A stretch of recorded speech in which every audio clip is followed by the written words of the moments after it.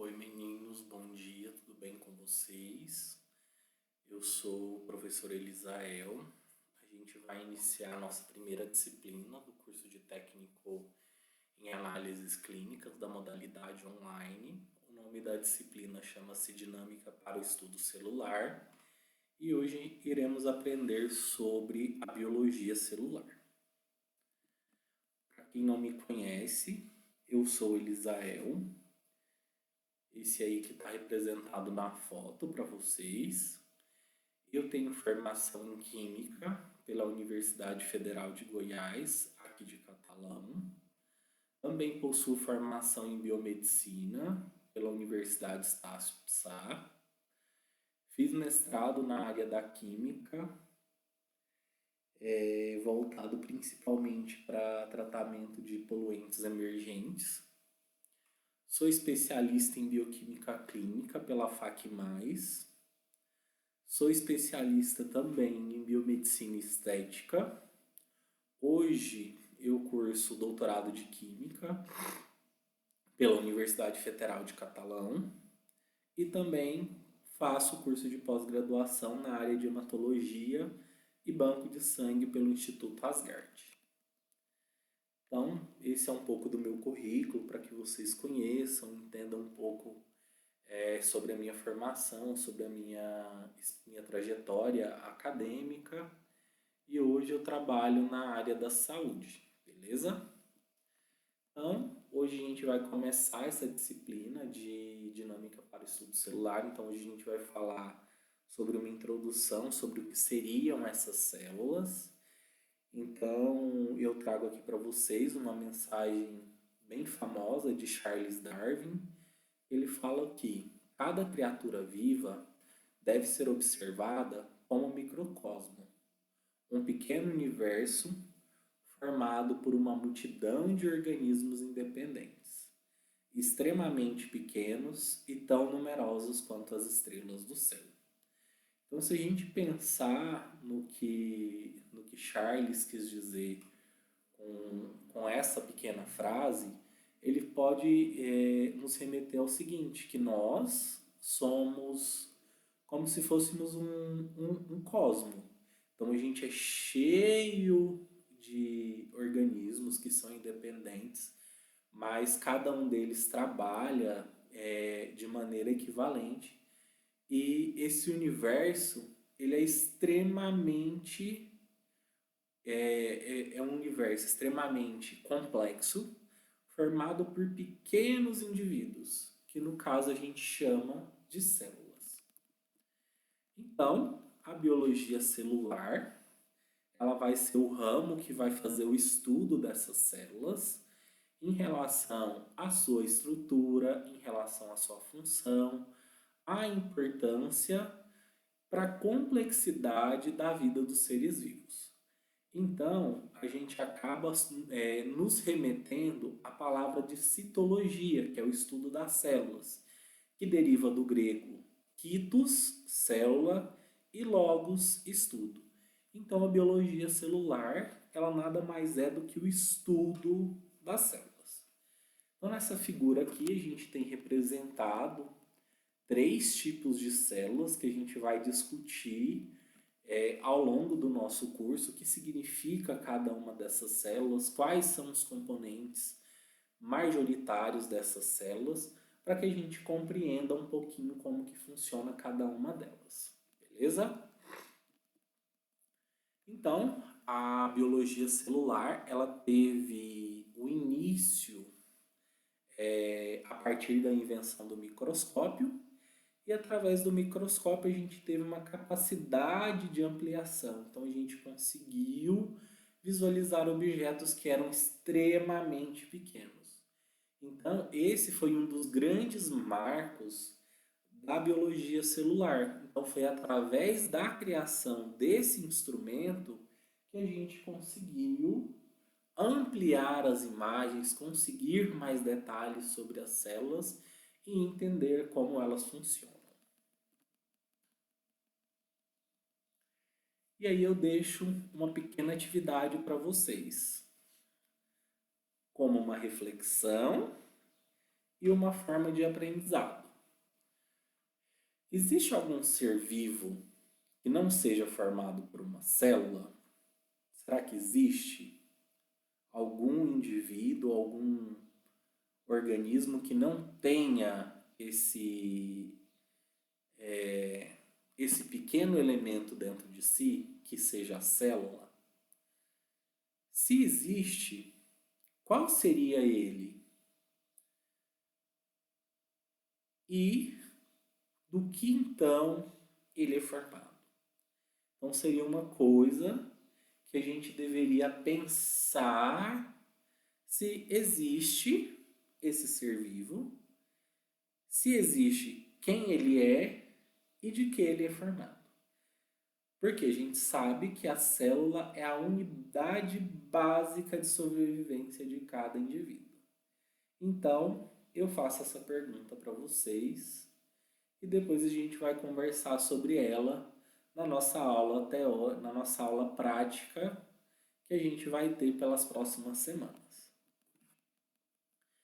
Então, agora a gente vai falar um pouquinho sobre as partes fundamentais da célula. Então, toda célula ela vai ser composta por três componentes básicos: membrana, que é o que envolve a célula e protege ela; núcleo, onde eu tenho o material genético aqui da célula guardado; e o citoplasma, que é essa região onde eu tenho organelas, íons e diversas outras funcionalidades da célula. Então, basicamente, toda célula ela é composta por membrana plasmática, núcleo e citoplasma. Quando eu falo sobre a membrana, eu estou falando de o quê? Estou falando de um revestimento. Esse revestimento é ele que vai proteger a célula. Então, o que essa proteção vai trazer? O que esse revestimento vai trazer de importante?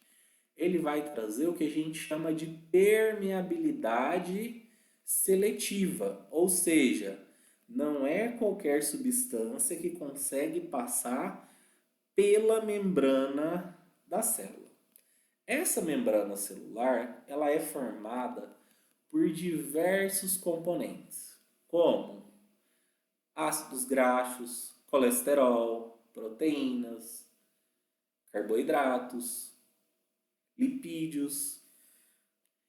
E para que a gente tem essa membrana? Essa membrana, ela nada mais é do que uma forma de a célula conseguir interagir com o meio externo.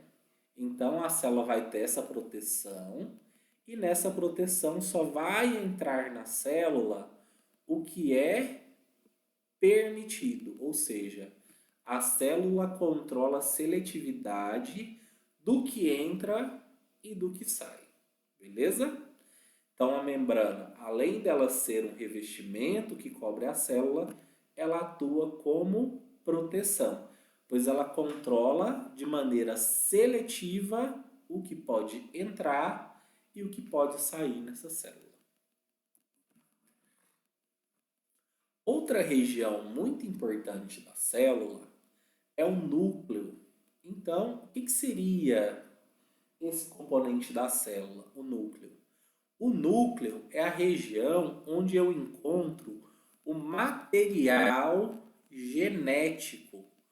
Ou seja, quando uma célula ela precisa se multiplicar, ela precisa se gerar uma outra cópia, ela acaba fazendo o que a gente chama de divisão.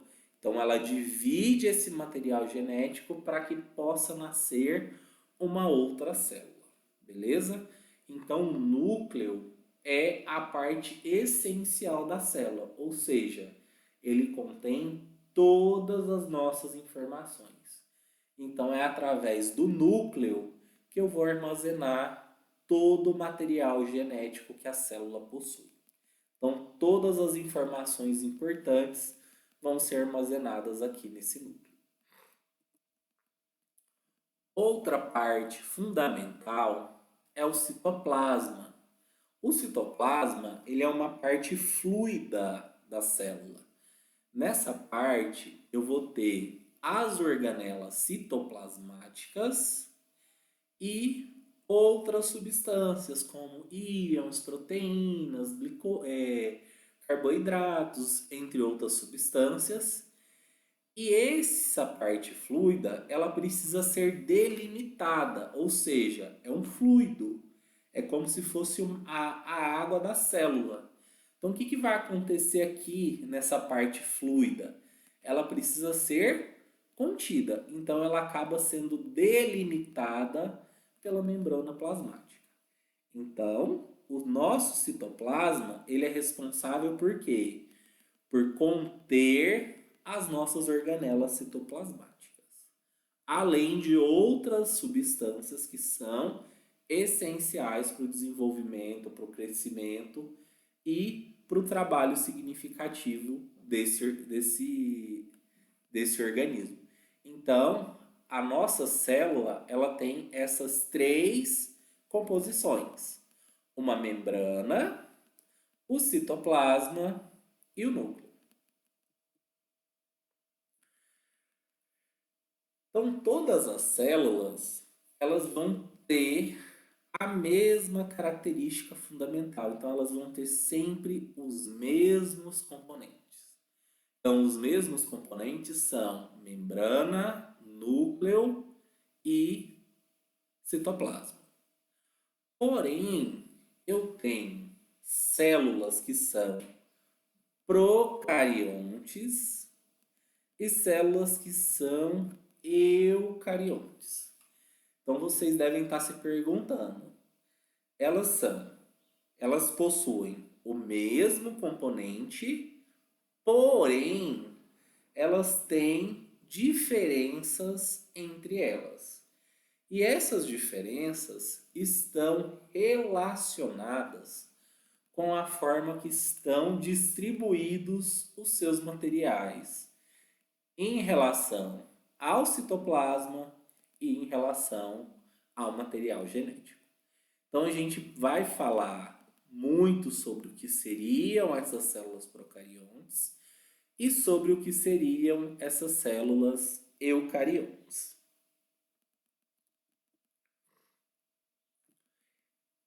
A célula procarionte, ela é uma célula muito antiga.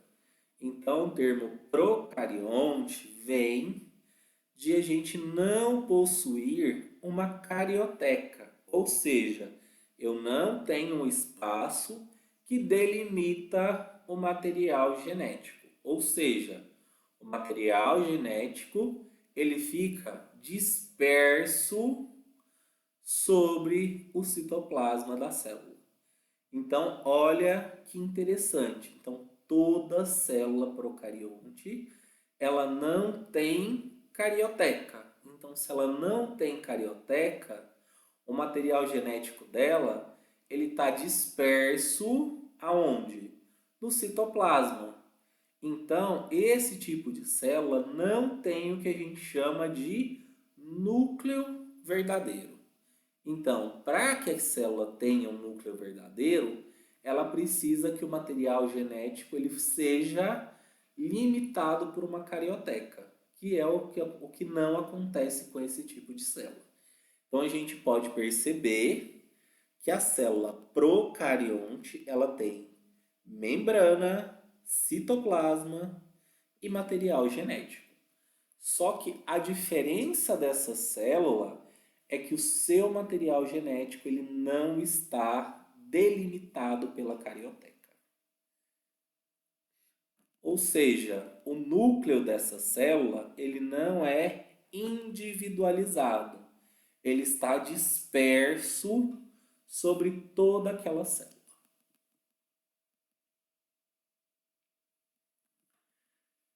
Como eu havia falado para vocês, as células procariontes, elas são células muito primitivas, ou seja, quando a gente fala de evolução, há indícios que elas fossem as primeiras células que haviam surgido. Então, essas células primitivas, elas possuem uma estrutura muito simples. E essa célula, ela é em especial de seres vivos que a gente denomina de bactérias. Então, as células procariontes são aquelas células que não têm delimitação do material genético, ou seja, o material genético ele é disperso no citoplasma. Esse tipo de célula não possui organelas, apenas ribossomos, e os ribossomos são responsáveis pela síntese das proteínas. Tais proteínas são utilizadas para poder auxiliar no processo de rendimento ou no processo de geração de energia para esse tipo de célula. Então, as bactérias, elas contêm essa célula primitiva e essa célula primitiva, ela não possui carioteca. Já a célula eucarionte, ela é um pouco mais complexa. Por que ela é um pouco mais complexa?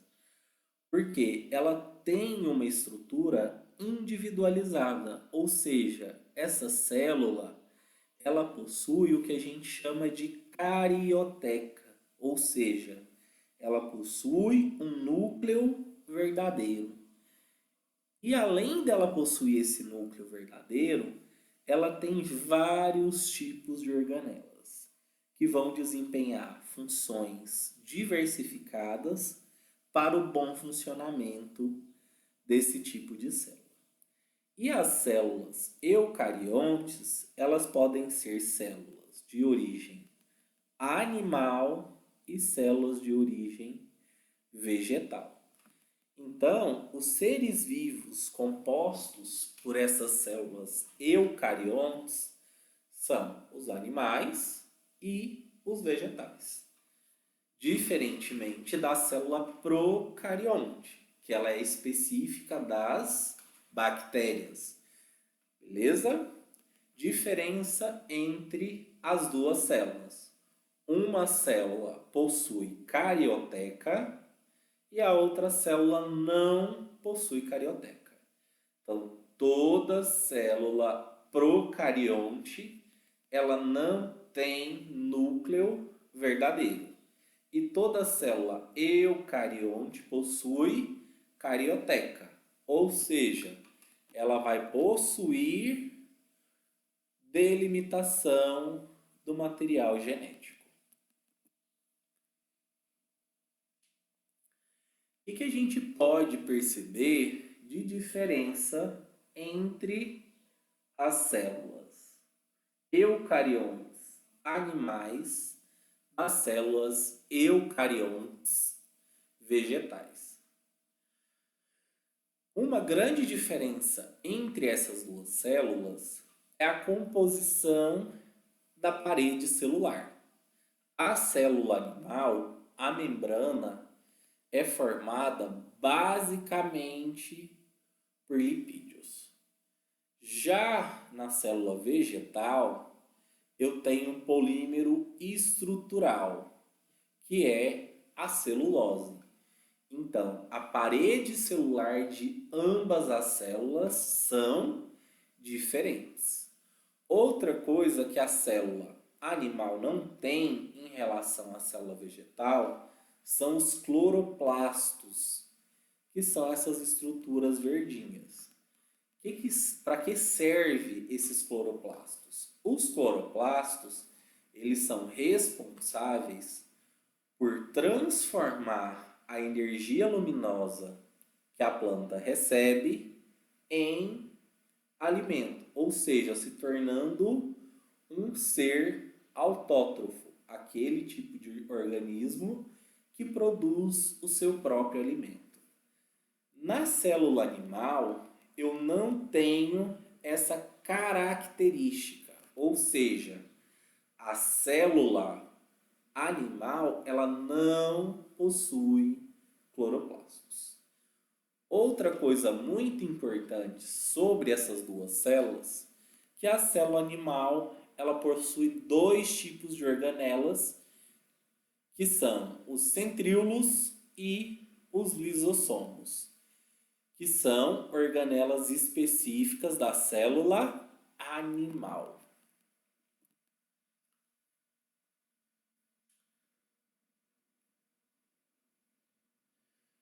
Então, o que seriam essas organelas que essas células possuem? Quando a gente fala de organela, é como se a gente estivesse falando que a célula ela tivesse um pequeno sistema ou um pequeno órgão e dentro dessas organelas acontecessem atividades essenciais para a célula, como obtenção de energia, degradação, criação de proteínas. Então, essas organelas, elas desempenham atividades essenciais. Então, sem essas organelas, a célula animal, ela não sobreviveria.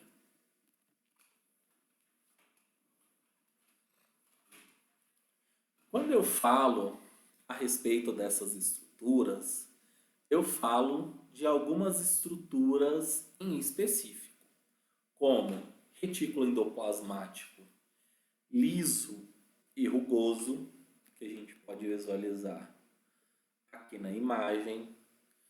Eu falo do aparelho de Golgi, que é esse aqui, e as mitocôndrias.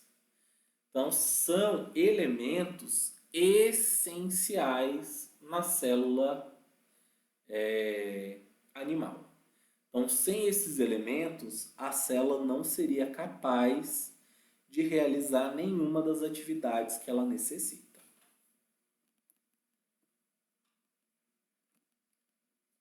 Quando a gente fala a respeito da organela, que no caso é a mitocôndria, ela é responsável para trazer o que para a célula? Ela é responsável pelo processo de respiração celular, ou seja, a forma como a célula respira depende dessa organela. Ou seja, então para que a célula produza energia, ela precisa passar por esse processo de respiração celular. Então, o que a gente tem de interessante nessa organela? Então, essa é a mitocôndria, ela tem DNA, ela tem uma matriz celular, dentro dela possui ribossomos, uma membrana externa e uma membrana interna. Beleza? Então, o que eu preciso guardar de informação a respeito dessa organela? A organela responsável pela respiração celular é a mitocôndrias, e esse processo de respiração celular, ele faz com que o quê?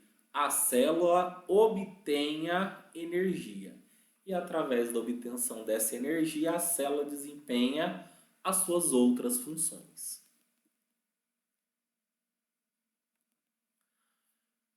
Já em relação ao retículo endoplasmático, eu possuo dois tipos de retículos. O que a gente chama de retículo endoplasmático liso e retículo endoplasmático rugoso. No retículo endoplasmático liso é onde eu tenho o quê? A produção dos lipídios que vão formar as membranas celulares. Então, nessa parte aqui, ó, no retículo endoplasmático liso, eu vou ter o quê? A realização da síntese dos lipídios que compõem a membrana celular de todas as células. Então, é através dessa estrutura que são sintetizados esses componentes celulares. Já no retículo endoplasmático rugoso, eu vou sintetizar as proteínas. Então, aqui nessa parte em vermelho, eu considero de retículo endoplasmático rugoso. E a principal função desse retículo é a síntese de proteínas. E essas proteínas, elas podem ser proteínas estruturais, podem ser proteínas transportadoras e são proteínas que fazem o nosso metabolismo celular, que a gente chama de enzimas. Então a gente tem vários tipos de proteínas e cada uma dessas proteínas vai ser sintetizada aqui no retículo endoplasmático rugoso. O complexo de Golgi, ele tem algumas funções diferentes em relação àqueles outros componentes. Quais seriam essas funções? A função de modificar as proteínas, de armazenar e de exportar essas proteínas. Então, a gente acaba sintetizando essas proteínas no retículo endoplasmático rugoso e elas são encaminhadas ao complexo de Golgi. O complexo de Golgi, o que ele vai fazer? Ele vai receber essa proteína de uma forma inativa e essa proteína ela vai sofrer uma modificação para ela ter o quê? Uma forma ativa. Além disso, o retículo ele serve como um armazenador de proteínas. E quando essa proteína ela é modificada, ou seja, ela está na sua forma ativa, ela acaba sendo o quê? Ela acaba sendo encaminhada ao local onde a gente necessita dessa proteína. Também no complexo de Golgi é onde eu vou ter o quê?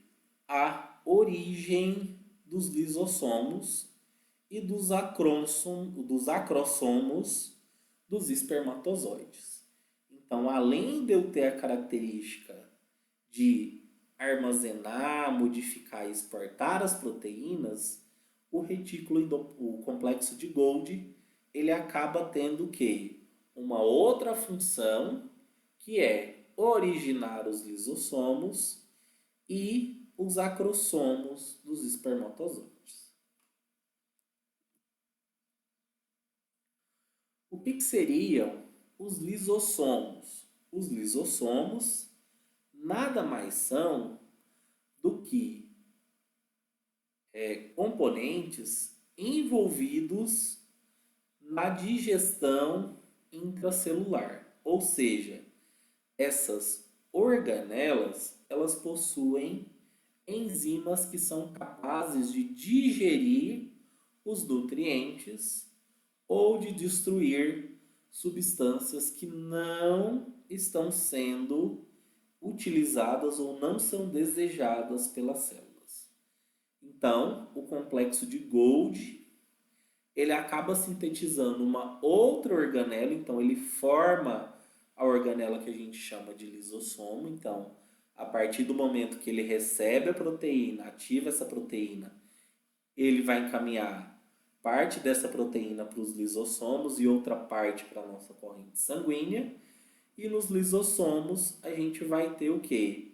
Enzimas de digestão intracelular, que são responsáveis por digerir nutrientes e destruir substâncias que não são desejadas para as células.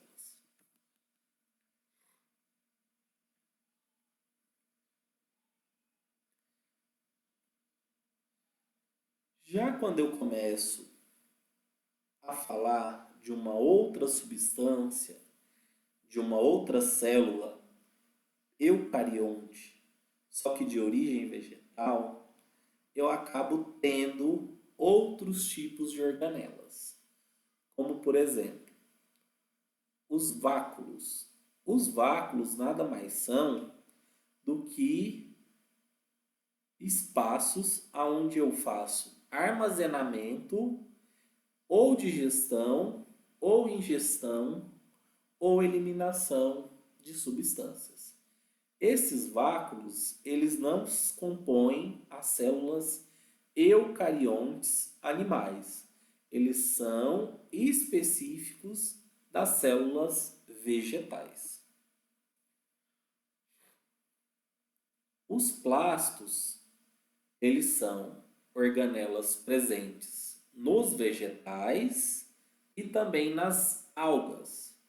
E os plastos, eles podem ser de diferentes formações, que são leucoplastos, que são organelas envolvidas no processo de estocagem de alimento, ou podem ser cromoplastos, responsáveis por dar cor àquele vegetal, ou pode ser cloroplastos, que estão envolvidos no processo de fotossíntese, que nada mais é do que o quê? A absorção da radiação ultravioleta e transformação dessa energia em alimento. Então, os cloroplastos, eles têm a finalidade de fazer o quê? A conversão dessa energia luminosa em alimento. Então, por isso que as células vegetais são o quê? Organismos autótrofos. Eles produzem o seu próprio alimento. Então, quando a gente fala das organelas das células vegetais, principalmente dos cloroplastos, eles vão ser o quê? Eles vão ser substâncias que vão gerar